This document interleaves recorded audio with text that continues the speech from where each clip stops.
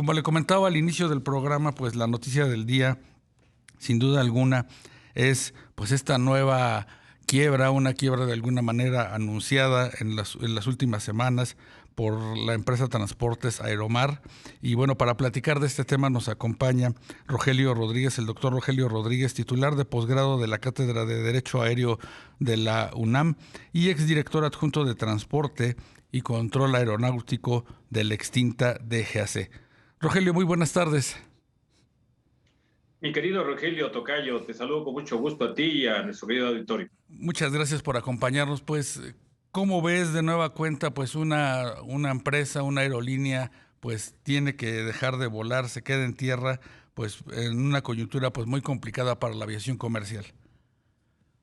Pues lo veo como algo lamentable.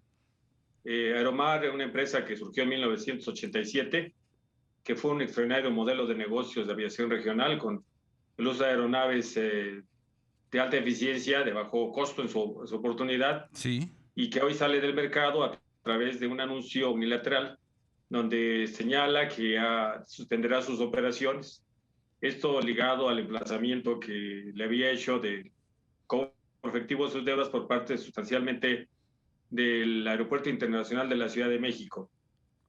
Pero no solo eso, sino los adeudos con ASA por cuanto al combustible, sí, los adeudos con el CNEAM por cuanto a los servicios a la navegación del espacio aéreo mexicano, las deudas que tiene en materia laboral, los activos laborales con sus trabajadores y en general con sus arrendadores y con todos los demás proveedores, suman 4,000 millones de pesos. Es una cantidad con la que no cuenta. Se había anunciado de una posible inyección de capital por parte de inversionistas brasileños y este anuncio parece que no se concreta y anuncian el cese de manera unilateral. Con lo que un servidor no coincide porque es una empresa concesionada por el gobierno federal y el papel de la Secretaría de Infraestructura, Comunicaciones y Transportes debiera ser intervenir inmediatamente para garantizar el servicio público por un lado y por el otro no queremos ver otro caso Mexicana de Aviación o Interjet en donde se especule con que si van a inyectar capital o no.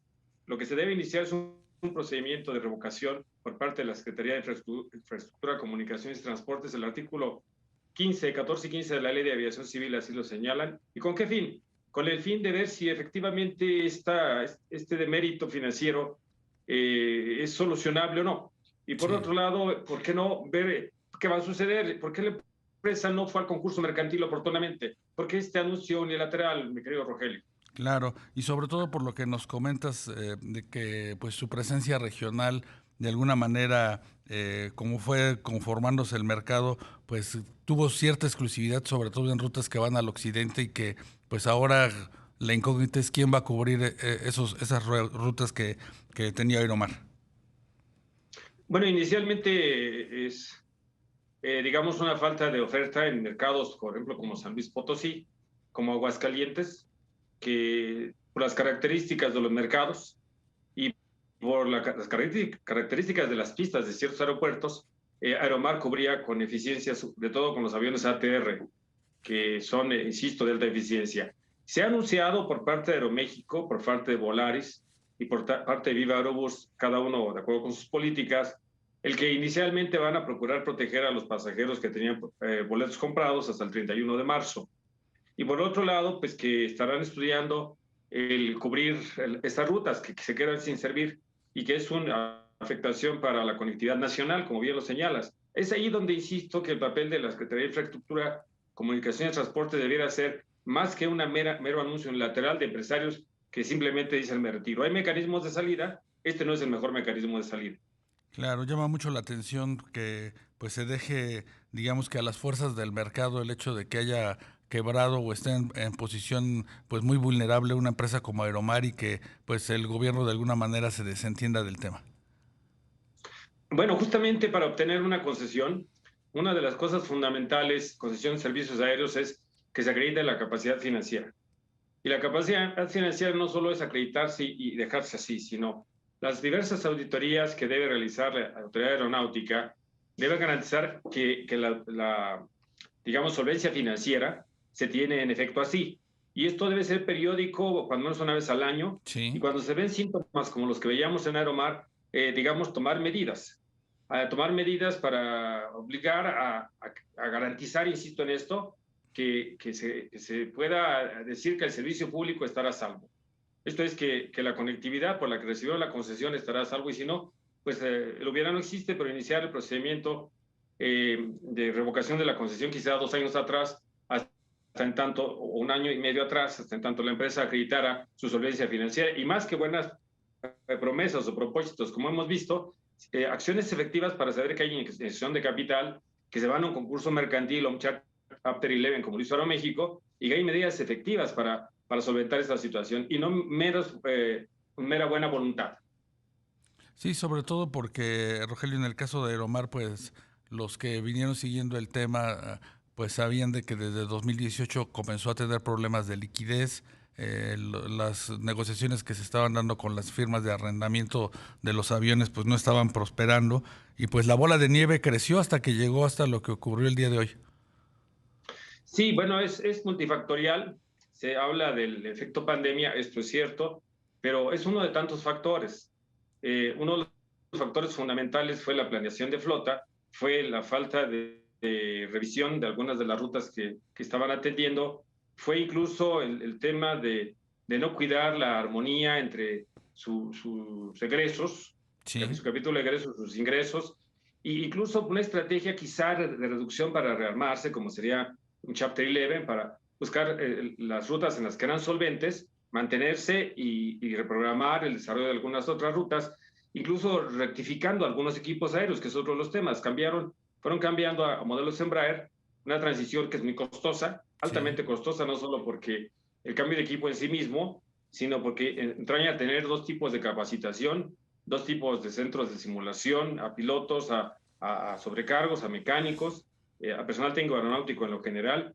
Y además los contratos, las negociaciones financieras no fueron en el modelo que la familia Katz históricamente había hecho, que había sido muy eficiente por una alta solvencia derivado de que Aeromar era parte del conjunto, un conjunto de negocios de estos empresarios mexicanos Sí. que en última instancia rompieron esa armonía con la que exitosamente habían transitado por muchos años. Claro, ahora llama mucho la atención que, pues, ahora es Aeromar, hace algún tiempo también Interjet, Aeroméxico, pues tuvo que buscar una capitalización en los mercados internacionales, como lo mencionas, en el marco del capítulo 11 para poder salir a flote.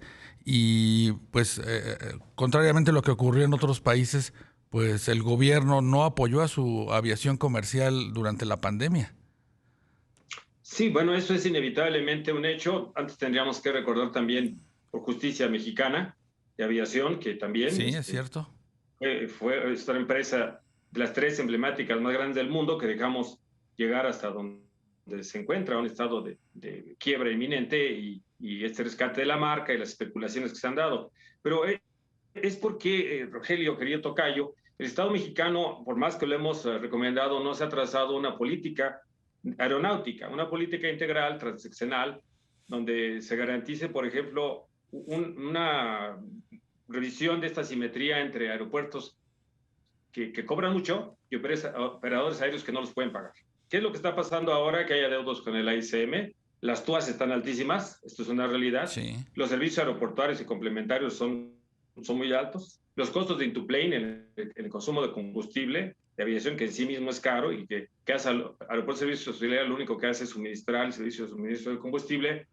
La cadena de servicios, insumos, incluso revisar nuestro marco jurídico, porque somos más caros que otros países al momento de adquirir aeronaves, porque hay una desconfianza de los inversionistas internacionales debido a la recurrencia de estos asuntos, donde vendrá un emplazamiento, mañana se anuncia, Sí. quizás se comprometan aeronaves que no son propiamente de la masa del patrimonio de Aeromar, y que los inversionistas, insisto, pues entran en un nerviosismo, y en lo futuro tenemos costos para las empresas que subsisten, y esto nos da por resultado una ecuación perversa donde es muy caro operar líneas aéreas, es una recurrencia, y tenemos aeropuertos que cobran mucho y están bien. Vamos a hablar de Grupo Azul, por ejemplo. Sí. Ahí se llama en sí mismo, fue un gran negocio hasta antes de que el TUA se tomara para los bonistas. Esta simetría no puede seguir sucediendo. Tenemos que generar una racional gradualidad entre el usuario y el aeropuerto. y los servicios aéreos en general. Claro, estamos hablando de problemas estructurales que solamente se van a poder solventar con una política de aviación de largo plazo. Rogelio Rodríguez, titular de posgrado de la Cátedra de Derecho Aéreo de la UNAM, muchas gracias por acompañarnos esta tarde. El agradecido soy yo y como siempre, un enorme gusto. Gracias, tocayo, que estés muy bien.